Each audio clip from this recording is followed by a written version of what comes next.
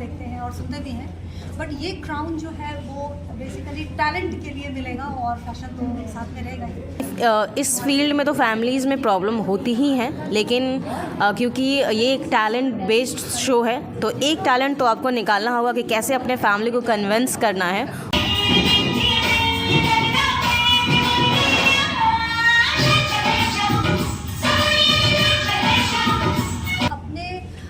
हुनर से यूँ कहें कि अपने प्लेटफॉर्म से मैं बिहार की लड़कियों और महिलाओं को भी प्लेटफॉर्म देना चाहती हूँ।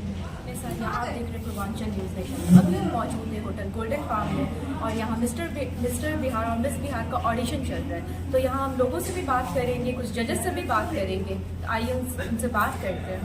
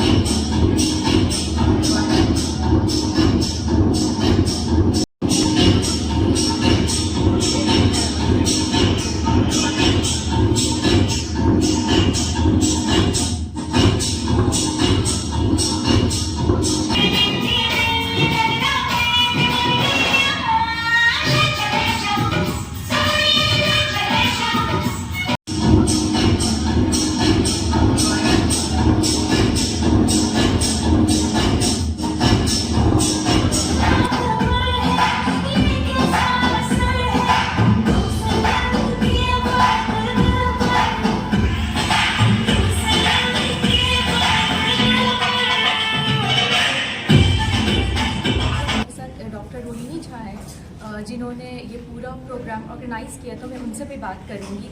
तो मैम आपने टाइटल रखा है एम्पावर बिहार और इंस्पायर बिहार, तो ये टाइटल रखने का क्या मकसद था? एम्पावरमेंट ये बहुत ही अपने आप में एक स्ट्रॉन्ग वर्ड है और ये वर्ड नहीं है, ये थीम है और हमारे बिहार के लिए और बिहार वासियों के लिए, बिहारी के लिए एक टैलेंट शोकेस करने के लिए हमने ये एम्पावर का टाइटल दिया है। तो जनरली हम लोग मिस्टर बिहार, मिस बिहार और मिसेस बिहार देखते हैं और सुनते भी हैं, बट ये क्राउन जो है वो बेसिकली टैलेंट के लिए मिलेगा और फैशन तो साथ में रहेगा ही। तो एम्पावरमेंट जो हमारा थीम है वो एम्पावरमेंट है। मतलब ये प्रोग्राम करने का क्या मकसद है? जैसा मैंने बताया कि एम्पावरमेंट, तो बिहार को जनरली नेशनल या फिर अब तो नहीं, अब तो नेशनल और इंटरनेशनल लेवल पर हम लोग बिहारियों को देखते हैं ग्लोबली, वो बहुत कमाल कर रहे हैं। They are like performing their best. But मैं चाह रही हूँ कि बिहार में उन लोगों को भी अवसर मिले, मौका मिले जिनको घर परिवार से जिनकी शादी हो गई है। जैसा कि आपने देखा यहाँ पर 60 साल की भी कंटेस्टेंट्स हैं और जो 60 साल जिनका हो गया है और वो अगर इसमें पार्टिसिपेट कर रही हैं, इसका मतलब है कि उनके अंदर वो सारे काम को करने के बाद भी उनके अंदर कुछ ना कुछ, कहीं ना कहीं प्रतिभा छुपी हुई है जिनको एक मंच दिया जाए और वो उस पर काम कर सकें। मैम बहुत लोग हैं जो अपना टैलेंट्स नहीं निकाल पाते, लेकिन उनमें बहुत टैलेंट्स होता है, तो वैसे लोग के लिए आप क्या बोलना चाहिए? वैसे लोग इसी तरीके के प्लेटफॉर्म से ज़रूर जुड़ें, शर्माएं नहीं, बाहर आएँ और आकर अपने टैलेंट को दुनिया के सामने रखें। मैम आप तो मिस इंडिया, मिस बिहार भी रह चुकी हैं और आप डॉक्टर भी हैं, तो हम आप कैसे इतना कुछ हैंडल कर लेती हैं? मैं पढ़ाती भी हूँ बच्चों को, मैं शिक्षिका हूँ और साथ साथ मैंने ये जो टाइटल जीता है और मैं जस्टिफाई करना चाहती हूँ और मैं अपने हुनर से यूँ कहें कि अपने प्लेटफॉर्म से मैं बिहार की लड़कियों और महिलाओं को भी प्लेटफॉर्म देना चाहती हूँ। ये खबर भी सुनने के लिए आई है कि आप मिस वर्ल्ड की भी तैयारी कर रही हैं, तो ये खबर सच है? ये खबर बिल्कुल सच है, क्योंकि आप जो ये आज मंच देख रहे हैं, मैंने एम्पावर बिहार का ये जो मंच लड़कियों और लड़कों के लिए किया है, कहीं ना कहीं ये उसी की तैयारी है। मैं अपना कंट्रीब्यूशन देना चाहती हूँ ताकि मैं जब बिहार को ग्लोबली इंटरनेशनल लेवल पर रिप्रेजेंट करूँ तो मैं वहाँ बता सकूँ कि मैंने भी बिहार में लड़के और लड़कियों के लिए कुछ किया है, उनके लिए कुछ कंट्रीब्यूशन मेरा रहा है, तो ये वही कंट्रीब्यूशन है। थैंक यू मैम जी। तो जैसा कि आपने देखा कि मैम लोगों के लिए बहुत सारे कंट्रीब्यूट कर रही हैं, वो वर्ल्ड की भी तैयारी कर रही हैं और ये सब करके लोगों का टैलेंट भी बाहर निकाल रही है और लोगों को ये भी बता रही है कि आप आगे जा सकते हैं, अपने टैलेंट्स को बाहर निकालें, थोड़ा सा वर्क करें।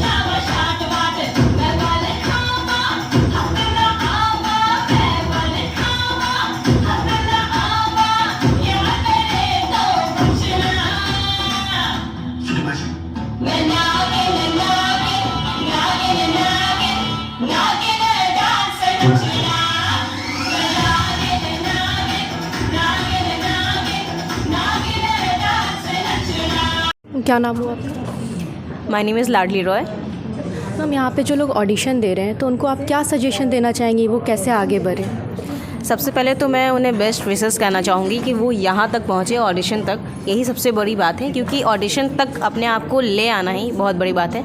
और मैं उन्हें ये सजेस्ट करना चाहूँगी कि ऐसे ही वो आगे बढ़ती रहें और कॉन्फिडेंट के साथ किसी भी शो में पार्टिसिपेट करें, तो कॉन्फिडेंट के साथ करें और आगे बढ़ते रहें। मैम, कुछ लोग बहुत लो कॉन्फिडेंस होते हैं, नहीं आगे आना चाहते, तो उनको आप क्या सजेस्ट करना चाहेंगे? मैं उनको यही सजेस्ट करना चाहूँगी कि अगर आपको डर लग रहा है तो एक बार कोशिश जरूर करें। घर में भी हम बहुत सारी ऐसी एक्टिविटीज़ हैं जो कर सकते हैं in front of the mirror, तो आप उससे करके खुद में कॉन्फिडेंट ला सकते हैं।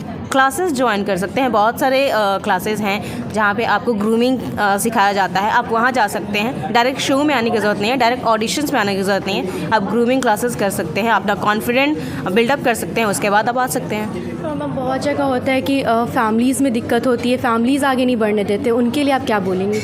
देखिए, इस फील्ड में तो फैमिलीज़ में प्रॉब्लम होती ही है, लेकिन क्योंकि ये एक टैलेंट बेस्ड शो है, तो एक टैलेंट तो आपको निकालना होगा कि कैसे अपने फैमिली को कन्विंस करना है और कैसे आप इस फील्ड में आए, उन्हें बताना होगा। बहुत सारी नेगेटिव चीज़ें हैं तो पॉजिटिव चीज़ें भी हैं, वो पॉजिटिव चीज़ें आप कैसे अपने फैमिली से शेयर करते हैं, आप उन्हें बताएंगे तो मुझे लगता है कि कहीं ना कहीं एक दिन में ना हो, 2 दिन में ना हो, 1 साल में हो, लेकिन कहीं ना कहीं एक बार आपको मौका ज़रूर मिलेगा। क्योंकि फैमिली मुझे लगता है कि कोई भी फैमिली ऐसी नहीं होगी जो अपने बच्चों को आगे नहीं बढ़ने देना चाहती हो। तो मैम, इस फील्ड में आने के लिए सबसे बेस्ट फैक्टर क्या होता है लड़की लड़के के लिए? मेरे हिसाब से सबसे इम्पॉर्टेंट चीज़ है वो है आपका डिसीज़न, क्योंकि जब तक आप डिसीज़न नहीं लेंगे तब तक आप किसी भी फील्ड में नहीं एंट्री कर सकते हैं। तो आपको सबसे पहले अपने आप से जीतना होगा। अगर आप खुद से ही आ जाएंगे तो आप कहीं नहीं जीत पाएंगे। तो सबसे पहले आप अपने आप को बताइए कि आपको क्या करना है, किस फील्ड में जाना है, और उसके बाद सर्च कीजिए कि उस फील्ड में जाने का रास्ता कहाँ से शुरू होता है, फिर आप आराम से जा सकते हैं। हम जैसे कि ये मॉडलिंग शो है एक तरीके से, तो ऐसा है क्या कि नहीं लड़की ही बस कर सकते, लड़के नहीं कर सकते? नहीं, बिल्कुल ही नहीं। हमारा आज का जो शो है वो उसमें 60 इयर्स के फीमेल्स ने भी पार्टिसिपेट किया है, तो ऐसा कुछ नहीं है। यही तो सबसे यूनिक चीज़ हमारे शो की ये है कि यहाँ पे मिस्टर, मिस और मिसेस चाहे किसी भी एज के हो, एज क्राइटेरिया बिल्कुल भी नहीं रखा गया है, सभी पार्टिसिपेट कर सकते हैं। तो ऐसा नहीं है, बिल्कुल लड़कों को भी आना चाहिए। और मुझे लगता है कि हाउसवाइफ हो, दादी लोग भी हो, नानी लोग भी हो, वो भी आएँ, वो भी अच्छा वॉक कर सकती हैं, तो उन्हें भी पार्टिसिपेट करना चाहिए। बिल्कुल। Thank you ma'am. तो जैसा कि आपने देखा कि मैम ने बताया कि यहाँ पे कोई एज लिमिट नहीं है, लड़का हो लड़की हो कोई भी आके पार्टिसिपेट कर सकता, अपना टैलेंट दिखा सकता है। यहाँ इस शो का सबसे अच्छा बात यह है कि इन्होंने अपने मतलब लड़का लड़की सबको अपना टैलेंट निकालने को बोला है, फैमिलीज़ को भी सपोर्ट करना चाहिए। मैम ने ये भी बताया कि हम अपने फैमिलीज़ को, ये मेरे अंदर एक ये भी टैलेंट होना चाहिए कि हम अपने फैमिलीज़ को कैसे कन्विंस करें हर चीज़ के लिए। सर, क्या नाम हुआ आपका? डॉक्टर आर के गुप्ता। अच्छा, ये जो ऑडिशन करवाया जा रहा है मिसेस बिहार, तो इसका मेन मकसद क्या है करवाने का? बिहार से जितने टैलेंटेड बच्चे हैं, यूथ हैं या महिलाएं हैं जो फिल्टर होकर के आए और उनको एक अच्छा प्लेटफॉर्म दिया जा रहा है जिससे मतलब कि बिहार को प्रेजेंट करें इंडिया लेवल पे। इसमें मतलब इम्पावर जो बिहार में जितना टैलेंट है, ठीक है, उस सबको निकाला जा रहा है फिल्टर के। हाँ, डॉक्टर रंजू सिंह। तो यहाँ पे जो भी कंसिस्टेंट है उनको आप क्या सजेशन देना चाहेंगे? हाँ, बहुत खुशी हुई कि हर को एक प्लेटफॉर्म मिला। जिनको पहले नहीं मिल सका वो आज अपना टैलेंट शो कर रही हैं। और हर इंसान में कोई ना कोई टैलेंट होता है। तो कभी कभी होता है कि पेरेंट्स दबाव डालते हैं कि नहीं पढ़ाई ही करो, तो उनका एक टैलेंट दबा रह जाता है जिसका उनको मौका नहीं मिलता है। तो आज उनको ये मौका मिला है, बहुत खुशी की बात है। और हमारे बिहार की लड़कियाँ हों, महिलाएँ हों, वो आगे बढ़ रही हैं। इससे हमारे बिहार का नाम रोशन होगा। उस पेरेंट्स के लिए आप क्या बोलना चाहेंगे जो बच्चों को रोकते कि नहीं इस फील्ड में नहीं जाना है, अपना सजेशन देते कि नहीं इसी फील्ड में जाना है? अब वैसे पेरेंट्स थोड़े कम हो रहे हैं क्योंकि अब इतने सारे फील्ड हो गए हैं ना बच्चों के लिए कि अब उनके पास पहले तो क्या था कि फील्ड्स बहुत कम थे, तो 2-3 फील्ड ही था जिसमें पेरेंट्स ज़्यादा प्रेशर देते थे। और अब पेरेंट्स का भी आउटलुक थोड़ा चेंज हो रहा है समय के साथ। वो भी बच्चों को मौका दे रहे हैं कि जिस फील्ड में वो जाना चाहते हैं, जहाँ उनका पर्सनल इंटरेस्ट हो वहाँ वो जाएँ और वो अच्छा करें। Thank you ma'am. मैम क्या नाम हो आपका? डॉक्टर नम्रता तिवारी। तो आपका क्या राय है जो ये शो हो रहा है उस पर? देखिए, ये शो बहुत ज़रूरी है हमारे बिहार के लिए, क्योंकि हमारे बिहार में टैलेंट तो बहुत है लेकिन टैलेंट दबा हुआ है और ये एक शो के माध्यम से हमारे टैलेंट को निखरने का मौका मिल रहा है। तो मैम उस लोग के लिए आप क्या बोलना चाहेंगी जिनके अंदर बहुत सी टैलेंट है लेकिन वो अपना टैलेंट निकाल नहीं पाते? देखिए, उनके लिए हम यही कहना चाहते हैं कि अब वो दौर ख़त्म हो गया है, एक नए दौर में हमारी शुरुआत हो गई है। तो उनको निकलना चाहिए, अपने टैलेंट को दिखाना चाहिए, क्योंकि टैलेंट को दबा के रखने का वक्त नहीं है। आप जब तक नहीं निकालेंगे तो कैसे बताएंगे, कैसे आप बताएंगे कि हम क्या हैं, कैसे लोग जानेंगे आपके विषय में? और अब ऐसा भी है क्या कि जो मैरिड है तो वो अपने टैलेंट्स को नहीं निकाल सकते, वो कुछ नहीं कर सकते? देखिए, ऐसा लोग होता है जब नहीं करना चाहता है तो कोई कुछ नहीं कर सकता है। उसके अंदर एक होना चाहिए, जज्बा होना चाहिए। जब तक उसके अंदर जज्बा नहीं होगा ना तो किसी के कहने से रुकता नहीं है। उसके खुद के अंदर वो कॉन्फिडेंस लेवल होना चाहिए। Thank you. तो जैसा कि आपने देखा मैम से हमने बात की कि अपने कॉन्फिडेंस को निकालना कैसे हम खुद को इम्प्रूव कर सकते हैं, और यहाँ पे तो मौका भी मिल रहा है इम्प्रूव करने का, अपने टैलेंट्स को दिखाने का। जिंदगी गुजार दी शोहरत के पीछे फिर जीने की मोहब्बत मांगते रह गए। ये कब्र ये जनाजे सिर्फ बातें हैं मेरे दोस्तों, वरना इंसान मर तो तभी जाता है जो याद करने वाला कोई ना हो। इस समंदर भी तेरी तरह खुद गर्ज निकला, जब जिंदा थे तो तैरने नहीं दिया, मर गए तो डूबने नहीं दिया। क्या बात करें इस दुनिया की, हर शख्स के अपने अफसाने हैं। जो सामने बैठे हैं उसे लोग बुरा कहते हैं, जिसको कभी नहीं देखा उसको सभी खुदा कहते हैं। और उसी खुदा के नाम पर जो सामने लोग बैठे थे उसे बुरा कहकर कहीं भी भेदभाव होता था। दूसरी जो अम्बेडकर की बात थी करप्शन को लेकर थी। हर एक चीज में कुछ अच्छा या कुछ बुरा होती है। उसी तरह एक मधुशाला, तो मधुशाला को तो हम लोग गलत दृष्टि से देखते हैं कि जहाँ शराबी वगैरह जाते हैं, लेकिन मधुशाला की खास बात क्या होती है कि वहाँ ऊंच नीच, जाति पाति, भेदभाव, गरीबी अमीरी, इन सब को मिटाकर बस पीने वाला रहता है और एक ग्लास रहता है जो समानता को दिखाता है। तो पहले मैंने एक ऐसे पावर शो का इन्वेंशन किया जो आप सूट पहनकर अगर चलते हैं तो वो चार्ज होता है। इसको आप सोल्जर के लिए इसमें ऐड कीजिए, हम इसको सोल्जर को कैसे प्रोवाइड कर सकते हैं। तो उसमें स्पेशल फॉर मैंने एक और टेक्निक यूज किया। उसमें ये टेक्निक लगाया, अगर किसी कारण हमारे सैनिक शहीद हो जाते हैं तो तुरंत एसएमएस चला जाएगा हेड क्वार्टर को कि सैनिक नंबर इतना इज, क्योंकि हम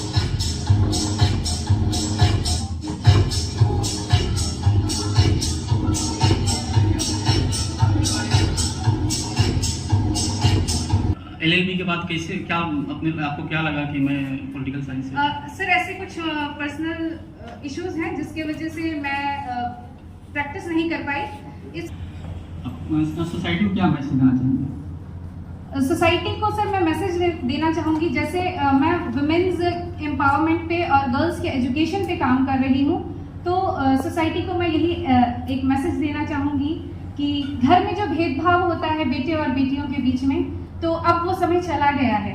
मगर अभी भी इस समय भी हम कई परिवारों में ऐसा देखते हैं कि बेटों को पढ़ाने के लिए हम बाहर भेजते हैं और बेटियों को, अब हमारे बिहार में अभी भी ऐसा होता है। और बेटियों को हम यहीं अपने शहर में रख के किसी कॉलेज से सामान्य तरीके से पढ़ा रहे हैं। तो मैं मैसेज देना चाहूँगी कि बेटियाँ भी उतनी ही आपकी सेवा करेंगी जितना कि एक बेटे करते हैं, और शायद उससे ज़्यादा ही करें, क्योंकि बेटे आपको फाइनेंशियली आपकी सेवा कर सकते हैं, पर एक जो आप बहू लाते हैं, जिन्हें आप बेटी बना करके लाते हैं, वो आपकी फिजिकली वो आपकी ज़्यादा सेवा करती है। How do you define success? What is success for you? मेरे सक्सेस हम ही लोग पे डिपेंड करता है। हमारे में जितना कॉन्फिडेंस रहेगा किसी भी फील्ड में तो हम सक्सेस पाएंगे। अगर हमारे में कॉन्फिडेंस नहीं है, कॉन्फिडेंस लेवल लो है, तो हम किसी भी फील्ड में सक्सेस नहीं पा सकते। इसलिए मैं सबको यही सजेस्ट करना चाहूँगी कि सबसे पहले हमारे में कॉन्फिडेंस लेवल होना चाहिए। मॉडलिंग की अगर हम बात करते हैं तो ऐसे क्या 3 मेजर पॉइंट्स है जो बहुत ज़रूरी है किसी भी मॉडल में होना? फर्स्ट ऑफ ऑल मैं कहना चाहूँगी कि कॉन्फिडेंस लेवल होना चाहिए, देन आपका चलने का स्टाइल बहुत ज़्यादा मैटर करता है, एंड आपका फेस एक्सप्रेशन ये भी मैटर करता है, और फर्स्ट ऑफ ऑल ज़्यादा मैटर करता है आपका एक्स फैक्टर, कि आपका मतलब अदर टैलेंट आप में क्या है। जैसे बहुत लोग पेंटिंग, डांसिंग, सिंगिंग, तो अदर मैटर किसी फील्ड से हम लोग आगे जाते हैं ना, तो इस फील्ड में कुछ तो अदर टैलेंट होना चाहिए ताकि मैं ना अबला हूँ ना बेचारी हूँ, ना अबला हूँ ना बेचारी हूँ, मैं तो त्याग की मूरत हूँ, मैं तो त्याग की मूरत हूँ। स्त्री हूँ नारी हूँ, स्त्री हूँ नारी हूँ, मैं कृष्ण दीवानी राधा रानी हूँ, राधा रानी हूँ।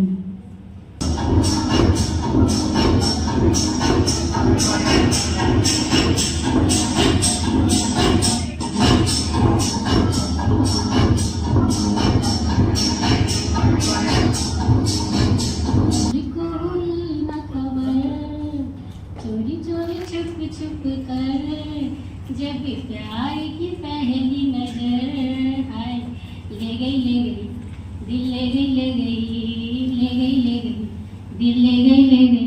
Thank you. जैसा कि बताया कि आप 27 ईयर्स के लिए आपके 2 बच्चे भी हैं, तो इस एज में आने के बाद ब्यूटी पैलेट का पार्ट बनना, तो सपोर्ट भी बहुत ज़रूरी होता है घर परिवार से भी, चाहे और शादी के बाद हस्बैंड का भी सपोर्ट बहुत ज़रूरी होता है। तो इस बारे में क्या बताना चाहिए? माता दिल्लो है, मेरे हस्बैंड है, तो उन्होंने मुझे सपोर्ट किया है, तो मैं यहाँ तक आई हूँ। मैं अपने आप को कुछ प्रूव करना चाहती थी, इसलिए मैं पावर की आई ना, इसलिए।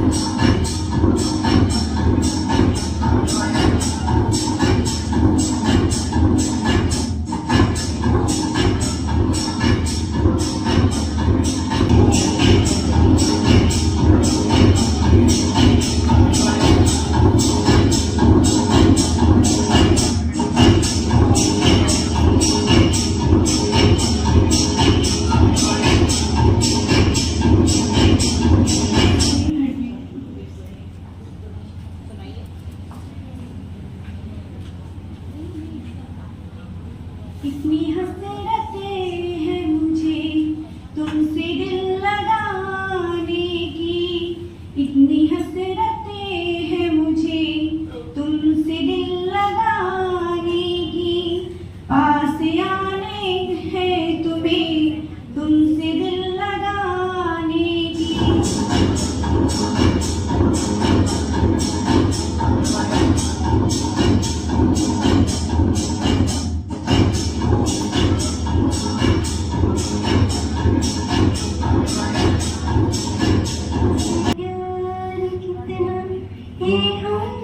जानते मगर जी नहीं सकते तुम्हारे बिना, सुना गम जुदाई का उठाते हैं, जाने कैसे जिंदगी बिताते हैं लोग, हुई तो दिन भी लगे बरसों समा, हमें तुमसे प्यार कितना ये हम नहीं जानते, मगर जी नहीं सकते तुम्हारे बिना।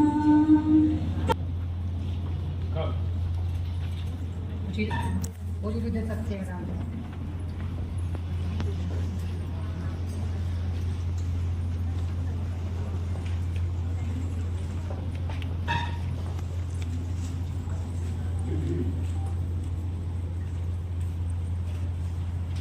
तो आपने देखा कि हमने जजेस से बात की और उन्होंने बहुत अच्छे से बताया कि अपने टैलेंट्स को कैसे निकाला जाए, और उन लोग ने और यहाँ की जो ऑर्गेनाइज जो की थी उन्होंने मतलब टैलेंट्स को निकालने का मौका दिया है लोगों को।